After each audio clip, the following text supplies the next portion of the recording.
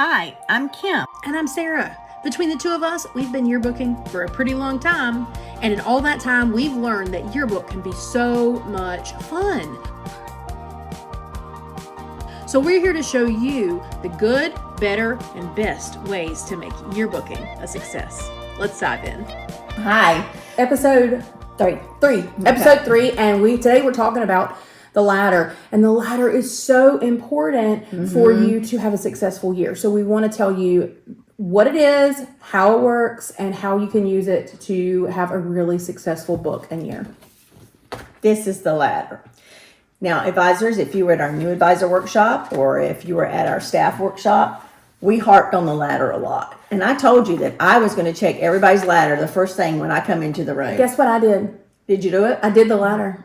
You did? I did. Finally, I had to do Sarah do the ladder. All right. So in your kit, you're going to find this lovely big paper.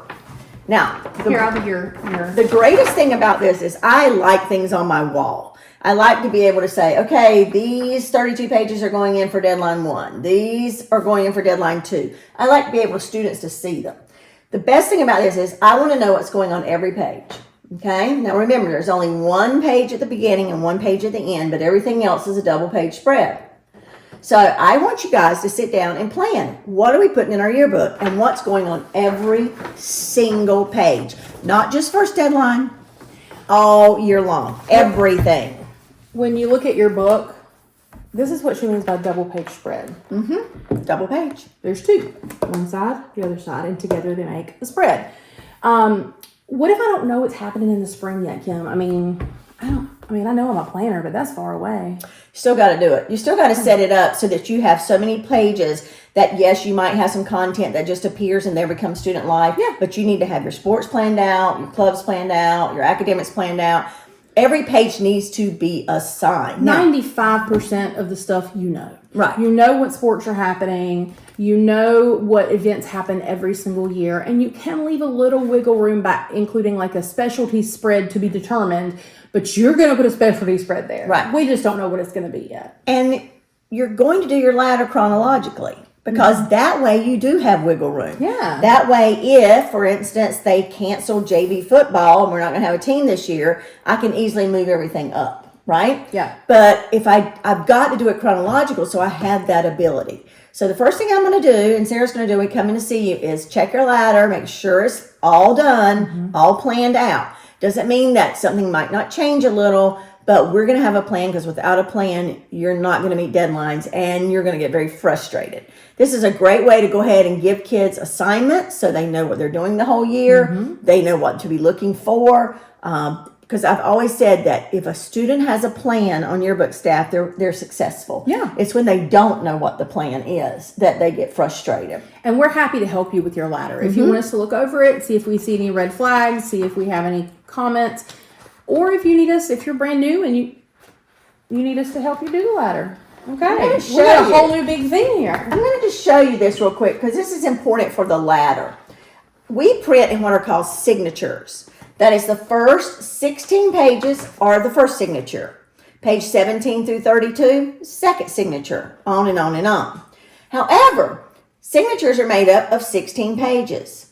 When we fold them, they are in the correct order. Okay, and then they go in your book. We sew them all together.